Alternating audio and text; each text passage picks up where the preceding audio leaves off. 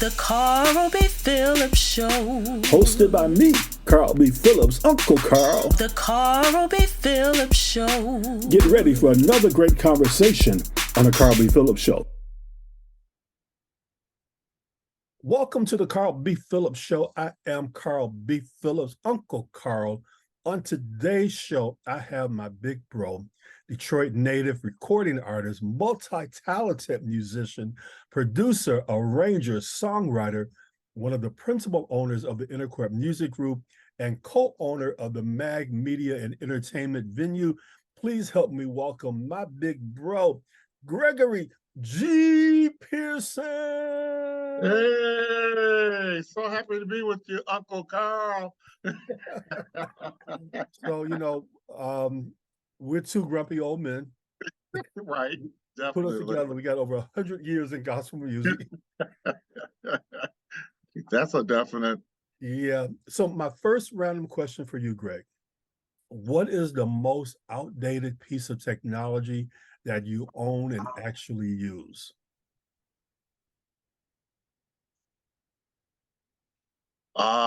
A cassette deck. I have a cassette deck at the studio because I have a bunch of cassettes, and one day I'm purposing to transfer those cassettes into digitize them. So I got a cassette player. I'm not as bad as you. I have a 200 CD player. It holds 200 CDs that it can play. Really? Yeah. I had one of those. I don't know what happened to it. Yeah, I think that's the oldest. I'm kind of like you though, but instead of a lot of cassettes, I still have a lot of albums. That Yeah. one day they'll get turned over to digital. Not sure when that day is going to be. I'm going to have to hire somebody to do that. As I stated earlier, together we have over 100 years of gospel music. A couple of years ago, you celebrated 50 years of being a part of gospel music. Why did you start playing keyboard and organ in the church?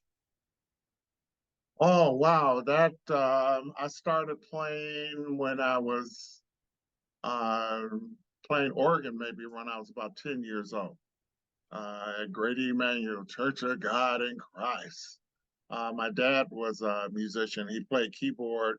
Well, he played piano and some organ. We had a piano at the house because my oldest sister was taking piano lessons at the conservatory.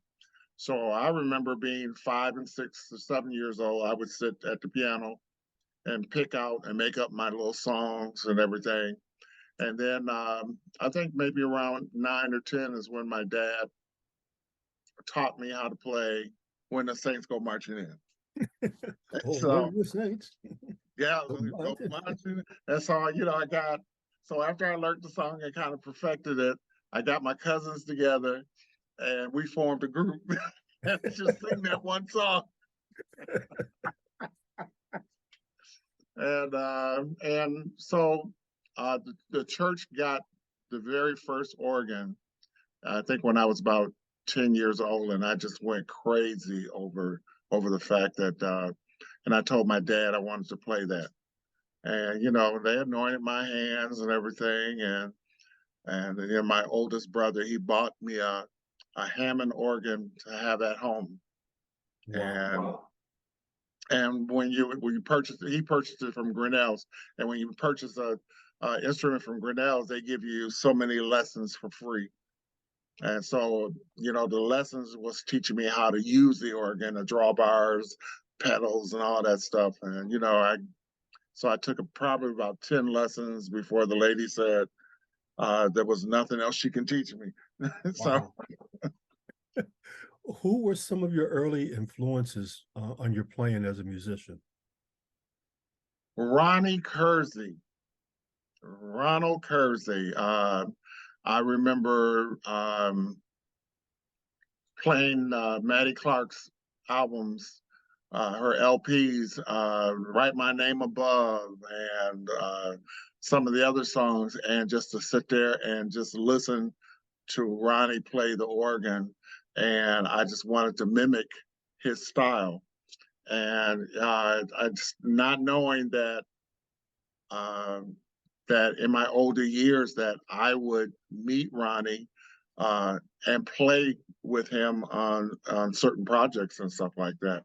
Wow. And yeah, so he was like my mentor, once I got older. But I enjoyed listening to him. Billy Preston was another one that I would listen to. I ended up playing with him when we did the Pioneers of Gospel video recording. And I think the third person I would say would be Alfred Bowden. I would sit there and listen to his album just like continuously over and over and over again. I think I wore that album out. I forgot you were part of, and this is on my list, but the Pioneers of Gospel, man, that was such an awesome video. To be there with so many legends in gospel music, Donald Vales, Jeff Lee LaValle, Yeah, Mighty Clouds of Joy, Williams Brothers, the Caravans. yes. What was that experience like for you just to be in that room? Man, it was really awesome. It was like the Craig brothers were there, the Hawkins, Edwin and Walter Hawkins was there, Albertina Walker. I mean, the who's who of Black gospel music, and for me to be able to be in the midst of that and also share the organ with Billy Preston and Patrick Henderson. It was just, I think that was one of the best experiences of my life, musically. Wow. Now, you have been Church of God in Christ all your life. All my life. All of my life, you've been called. You cannot join it. You gotta be born in it. You were born in Kojic. No. Our new words are by God appointed, to be anointed, to be the Church of God in Christ. That's our new words. Oh. You played for the National Church of God in Christ Convention. What was your role and what did you learn from that experience? Yeah, I was one of the national organists for about 25 years. And I brought up Ronnie Kersey. I actually took Ronnie's spot. Ronnie was the national organist, and he decided he was retiring, and he recommended me. And it was a great experience to be able to, and you learn one thing about you see too much. you see too much, so you got to be good and save. But to be able to be in the midst of the bishops and the missionaries and dealing with Maddie Moss Clark, and she how Maddie Maddie was right. And but it was great. I got to meet some great people. I was able to meet President Bill Clinton and a lot of the civil rights icons and everything. So it was great. It was a great learning experience because playing for a national convention is totally different from playing at your local church. That's a whole different ball game, and it's everybody just can't do that. It's not for everybody. Let's talk a little bit more about family. Okay. The Curtis, yes, organist also. When are we gonna get a Pearson Brothers recording? Actually, the thing with Kurt and I, we're like two ships passing in the night. It's hard for us to be in the same place for too long at the same time. I was blessed and fortunate for him to be a part of my new release, Never Turn Back. He kind of redid. He did some of the music between him and Demetrius Neighbors, and he's also on the organ. So I'm really proud that we were both, I was able to have him on that project. But Is that the closest we're gonna get to the Pearson brothers recording? it might be. It might be, but pray our strength in the Lord. I mean, you guys have worked together with a lot of artists, and some of these questions are not even on my list just because I've known you for, I'm not going to say how many years. No, but, please don't. starting with Oscar Hayes and Abundant Lights with their first recording with the Got to Tell It, and said I wasn't going to tell nobody, None But the Righteous, Followers of Christ. But then in the 90s, you co-founded the Inner Court Music Group. Yes. What was your vision behind the Inner Court Music Group when you first started? Well, actually, that's something that Kurt and I started together. We were putting the company together because we had this certain artists that we wanted to produce, and so we said, well, let's just go ahead and just do a label, and we can put it out ourselves. Things kind of fell through with that artist. Things just didn't work out. And it turned out to be Darius being that first artist on the label. But our vision was to have something for Detroit that we could say it was from Detroit, and we can put, some Detroit people on projects. So Darius Twyman, I've got a job. Oh, I'm not supposed to sing. I'm sorry. Yeah, no, please don't. His Image. Yes. I'm trying to think of some of the other projects that We came. did the Midwest Regional Choir. Right. So a lot of great music that came out. Then you decided to kind of switch it over to, instead of a label, to just a recording studio. Yeah, recording studio and a production company. Okay, talk about some of the people that, as a recording studio / production company, who are some of the people you've had an opportunity to work with at Inner Court Studios? Oh God, it's been like hundreds of people. Some of the most notable would be Shirley Caesar, the Clark sisters. We were involved with the Donnie McKirkland, Karen Clark duets, and they won a Grammy for that particular song. So I still got to get my Grammy placard to put up on a wall. I keep forgetting to call and get it done. Michael Fletcher Chorale, this guy named Carl Phillips. I did. Wait a minute. You got to get it right. It's Carl B. Phillips. I was truly honored to be able to do his project. Demetrius Neighbors has done quite a few projects. Did Kiera Sheard did hers. I'm trying to think of the stuff that's on the wall, my wall of fame. I did what's SOG? What's Larry Callahan? Larry Callahan. I did one of his projects, one of his first projects. Along with Steve Anderson. He was working with it's Stephen Anderson now. Stephen, yeah. Yeah, he's no longer Stephen. He moved to Texas. Now he's Stephen. He's just Stephen? He's Steph.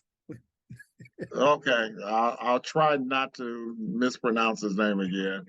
And I think the thing that I love most is doing independent artists. Being able to produce people or give them opportunities that they might not get anywhere else without having to break the bank. So my focus has not just been on established artists or nothing like that, but I got like hundreds of independent artists that I was able to make their dream come true. And I have to I know we were joking about it, but I have to again say thank you because you made my dream come true. When we always joke about this, bring me the money. Bring Once me I the get me money. that money, my dream was coming true. So again, I thank you for believing in me and guiding me through that process of becoming an independent gospel artist. Brandon and I, we constantly joke about when we started out, we had no idea what we were doing. I often say all I had was a dream and a budget. So Yeah. you were the one that helped to guide us through what needed to happen. And then until I start bugging you about metadata and all that kind of stuff. Hey, I need metadata. I need metadata. What is that? What the heck is metadata? So I'm sure myself, along with a lot of other indie artists, are really grateful for what Intercourt Studios have done to help to get their projects out there. A lot of artists that I talk to, the thing they talk about, it's not about the sales, it's about the legacy of Yeah. us being able to leave something in the earth that they've done. Another random question. In your opinion, what is the most monotonous sport to watch? Monotonous what to watch? Sport. Like Sport to watch? baseball, basketball, football. I'm not a sports person in the first place. I mean, I watch sports if somebody else is watching it and I just happen to be there. But to sit down and watch sports, I kind of think probably something that would kind of irritate me is them bowling when you watch bowling or something like that. Well, I'll be honest. For me, it's baseball. I I went to one Tigers game, and I don't know if I made it to the 7 inning stretch. I was so bored, like I got to get out of here. It is a boring game, but and I and now that you say it, yeah, that's something I would never watch on TV is a baseball game. But I do love going to Tiger Stadium or Comerica Park, what they call it, because I just love the atmosphere. But to sit there and just watch the game, nah. Well, I have to agree with you, man. The baseball, yeah. yeah, baseball is boring. 2020, my big brother decided that after 50 years of sitting on the organ and years of sitting at the board, he is now a recording artist himself. Oh, I hate that label. Uh, Especially when his little brother keeps telling him that he got to go out and perform. You don't know, Carl, I am not, I'm just gonna put out music. I ain't never gonna go out. We, in 2024, I believe in God to see Gregory stand in front of a microphone. God's gonna do it. that means I have to talk, Carl. Yeah. You gotta remember stuff. You gotta make sure you got on the right outfit and you got your glasses clean. You gotta remember scriptures and all that stuff. Oh no. See, now you said that I pushed you into a certain area. Now you're trying to push me into that Payback, area. payback, payback. You gotta get you out there. If I had to throw a concert myself, Gregory G. Pearson gonna be the featured artist. Woo! Pray for me. What was your decision behind stepping out again as an artist after all your years in the background? Um, as you said, I was celebrating 50 years of being in the gospel music industry. Um, and I just said, you know what? I've been putting out music for everybody else. I wanted to leave that legacy, like you said, uh, to say that I did put something out. And I actually had planned to just put that one song, Your Deliverance, out, and that was it. And I guess the bug must have bit me. I ended up putting out a Christmas project, and now I'm working on my third single. Um, Let's talk about your deliverance. Of course, somebody close to me, dear to me, James Murray, um, who passed right before the single came out. I think, no, Yes. yeah, right before the single came Mhm. out. Yeah. Talk about recording that song and what it was like working with James on his last recording. Well, actually, it came about the church I was playing for. I was doing, and we were in a COVID season, so I was doing those videos of the service, and I would have the choir send in their video of a song. You had all the little choir on the video, choir members, and so one of the songs I was recording for the church was "Your Deliverance," and the person that normally led it had come down with COVID, and so I said, okay, let me bring James in to record the lead on it. And he came in and recorded it. And then when I submitted it to the pastor, he didn't want to use it because James wasn't a member of the church. Oh, wow. Yeah. So it was, I said, wow. I said, I put all this time and effort into, this song. I said, I can't let it go to waste. So I said, okay, I'll put the song out myself. And I put new background on it, brought singers in, had them do their videos. Stefan was on it, and my wife, she was on it. Um, and it started it. And the funny thing about it was, I just had in my mind that I was just going to put the song out. I wasn't going to do anything else until our radio person, Bruce Knight, came up with all these radio interviews that people wanted to do. And I'm like, radio interviews, and it just blossomed into something. I said I couldn't care less whether, radio stations played it, because all I wanted to do was just put a song out and say that I did. And then you did it, and then you did a Christmas project. And then turned around I did the Christmas project because I always wanted to put that song out. The Christmas medley that I did, we did it with Greater Grace Temple did it with Patti LaBelle when we did a Christmas special. She came to Detroit and did a Christmas special at Greater Grace, and we did that medley.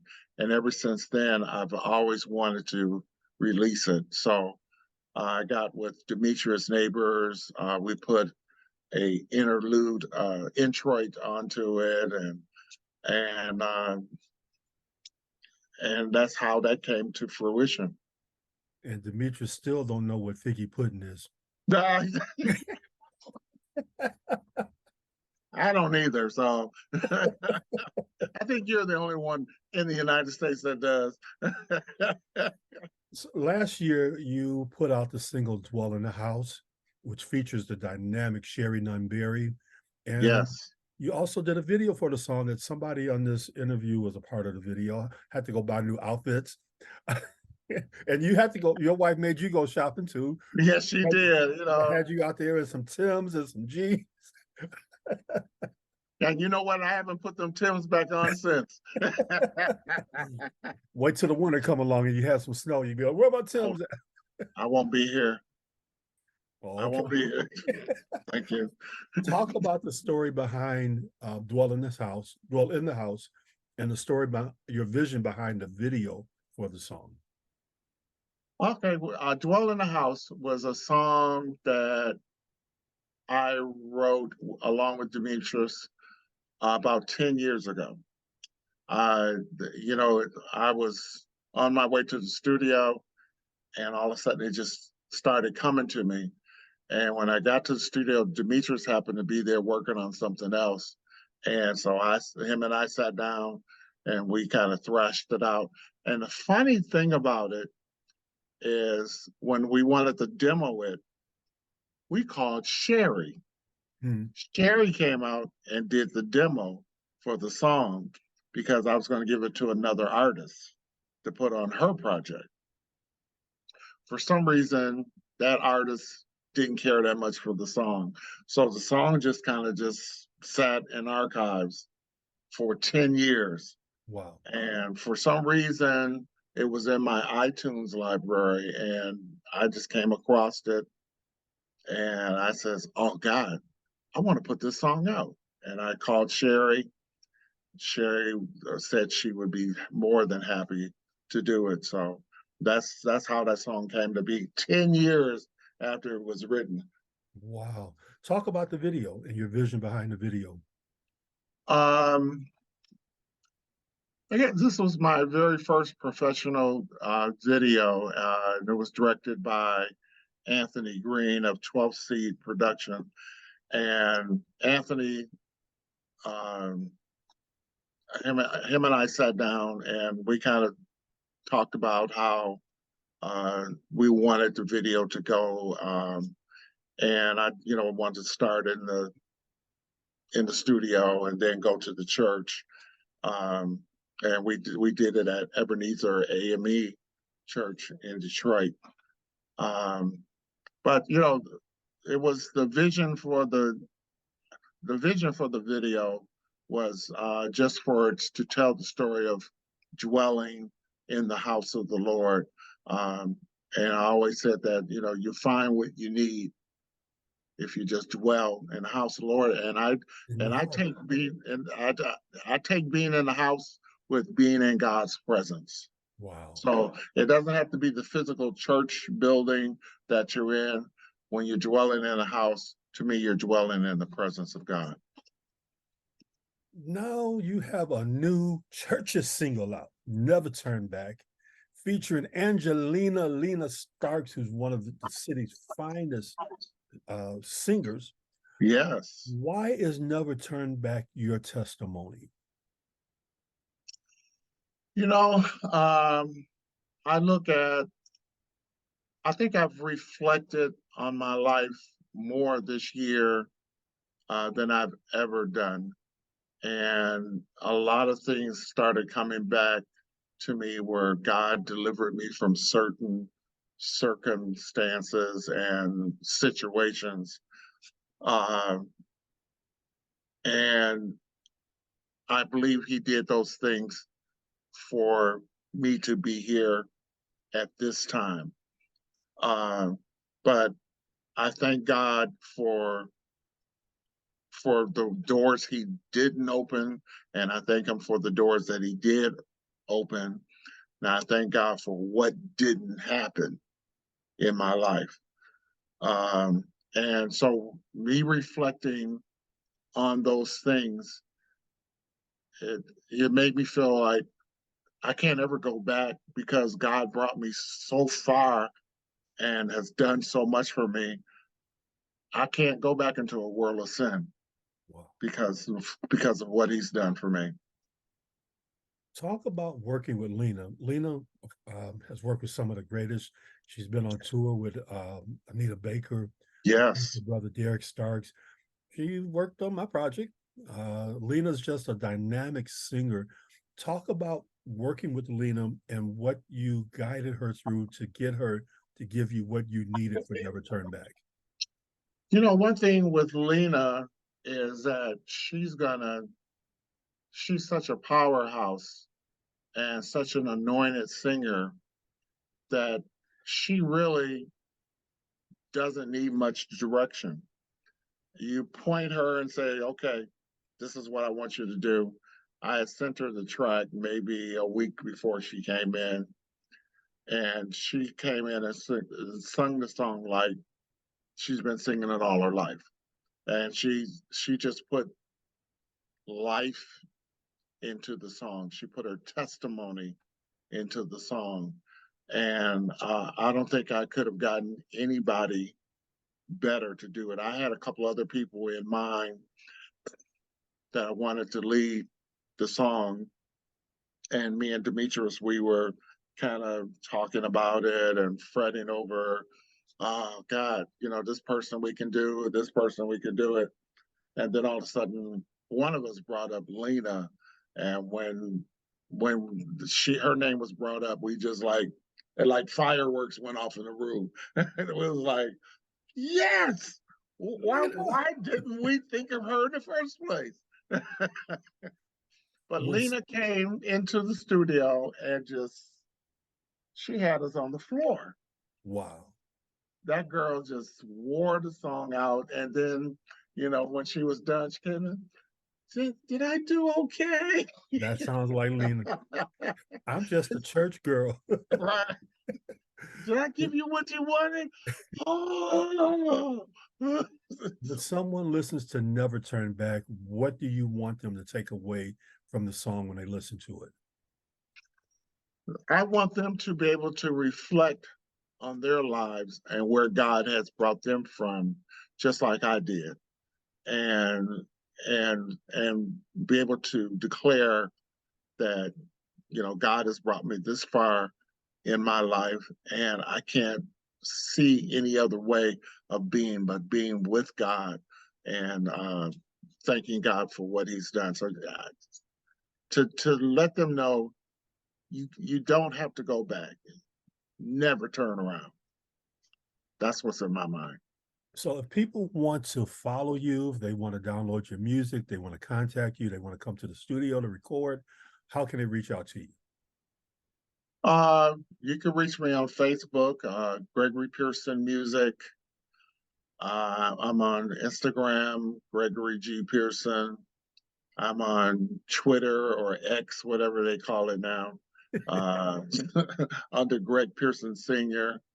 And my website is innercourtgroup.com. Greg, is there anything else that I missed, Carl? I don't think so. I'm probably remembering that much. So Greg and I, we've had the privilege of hosting a YouTube show that's called In the Studio at Inner Court Live. Did I get it right? In the studio at Inner Court Live. Yeah. So you guys get a chance, go to YouTube and look up In the Studio Inner Court Live and check out our YouTube show that we did. And you'll see why we're two grumpy old men. Right. As we wrap up, Greg, any final words?